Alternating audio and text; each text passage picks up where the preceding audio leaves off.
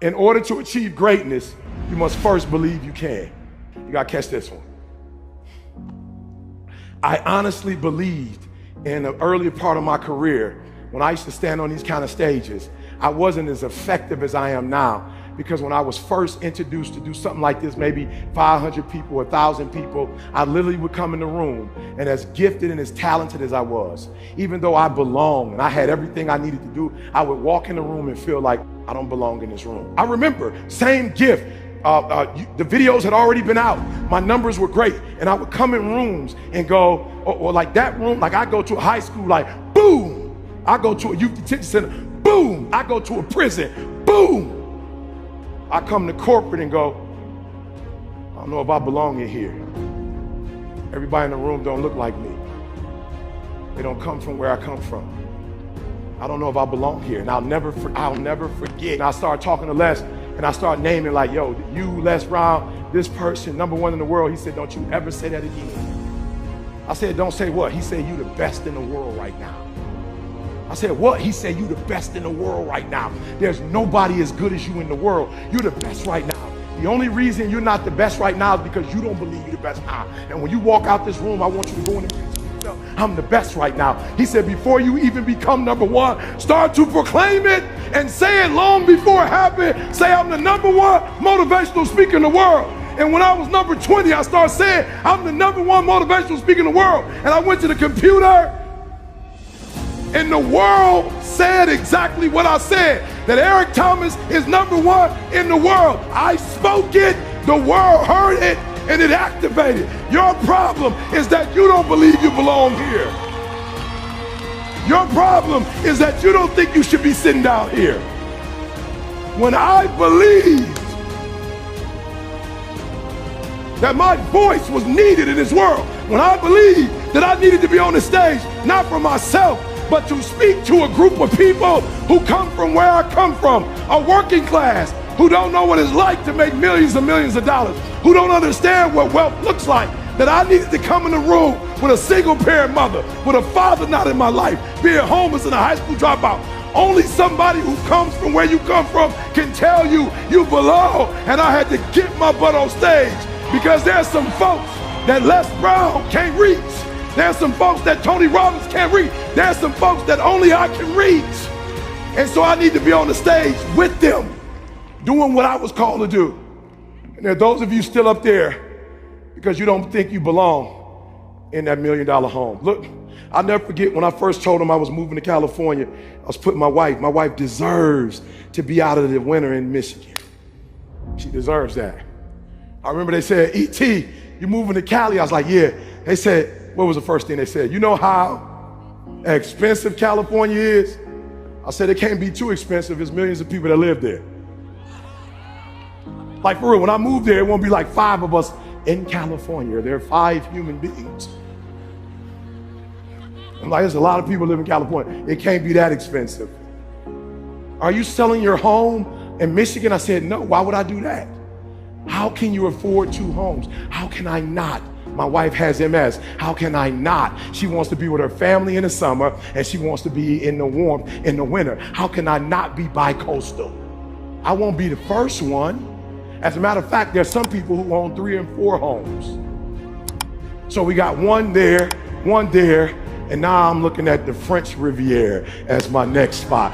We talked about the French Riviera, baby. That's my next spot. Listen to me very closely. If I had one message to leave you with, that's a game changer, is you need to start to believe. Yeah, write this down. No. Do me a favor. Don't say that. Don't say you believe. Don't do that. Don't do that. Don't say, look, it's not a behavior that I'm looking for. It's a mindset. No. Here's the problem.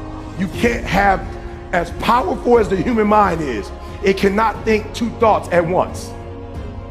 So here's what I need you to do. You need to get with these people down here, and you need to reprogram your mind. All right, let me tell you why I'm saying that. So I got a friend of mine, like he sees how I treat my wife, right? So like I was homeless, high school dropout. So anything, like if Didi thinks it, I'm gonna get it for her. I cook, I clean, like we are a partnership. Like we do everything together. And so my boy watched the response I was getting from my wife as I wash clothes, as I cook, as I iron. And I'll never forget, my boy was like, I'm about to do that. And I was like, I wouldn't do that if I was you. He was like, no, I'm gonna start doing that. I was like, I wouldn't do that if I was you. And he didn't understand what I meant. But what I meant by it is, you're going to do it, but you're not gonna be able to do it consistently because you're mimicking my behavior, not my thought process. See, you're gonna stop ironing clothes because somewhere in your mind you think your wife is subservient. See, somewhere in your mind you think your wife was born to take care of your needs. I'm not saying there's nothing wrong with that. I'm just telling you, you can't do what I do with that mindset.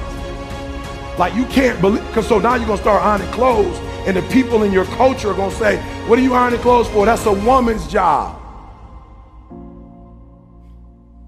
See, I don't have a problem when people tell me, I'll never forget, I was on the floor in an apartment we had, and I was mopping the floor on my knees, and my boy came in and was like, what are you doing? I was like, I'm mopping the floor. You ain't never seen nobody wipe the floor. He was like, not on your hands and knees. I was like, yeah, my wife is a neat freak, so I gotta get on my hands and whatever. He was like, yo, bro, you whipped. I was like, you ain't know that? What, you trying to embarrass me? You just found out I was whipped, bro? He was like, yeah, you whipped. I was like, I see that as a compliment. Whipped. Bruh, when I was homeless and living in abandoned buildings, my girl would sneak me into her crib. When I didn't have a job, she would give me her allowance at 15. When I went to college, she was the one that said, go get your GED and follow me to college or I'm breaking up with you. When I started my speaking career, she was the one that got her job first as a nurse, and we had health insurance, and the first house we bought, my credit was so messed up, she couldn't even take my last name. She bought the first house with her credit. What do you mean about, yeah, I'm whipped and loving it. I'm about to buy me a shirt that said whipped. So you ain't even gotta ask me. Are you hearing what I'm saying? I worship the ground she walks on because she's been there for me since day one. So you can't mimic what I'm doing if you don't think like I think. I look at my wife as a queen. You look at your wife as your servant. There's nothing wrong with that. There's nothing wrong if you guys have those roles. There's nothing wrong with that. I understand that. I've been with my wife my whole life. All of my success. I can't even divorce her because I don't know what's mine and what's hers. Like, I never accomplished anything on my own. You're not hearing what I'm saying. So there are those of you who want to mimic their behavior. It's not their behavior you need. It's their mindset that you need. It's the way they think is what you need. And when you begin to think the way, let me say this to you, and this gonna be weird for my working class people. I actually worked harder when I worked. I know I got a GED. I'm so simple, it be you like, it go right over your head. I'm gonna say it to you one more time.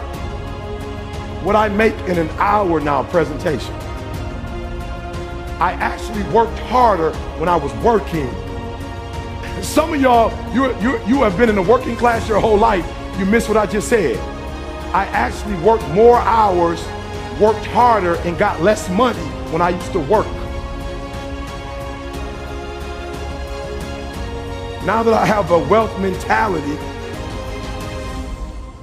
I just had a promoter call me to do some stuff in another country and was like a couple hundred. And I'm like, I'm good, bro.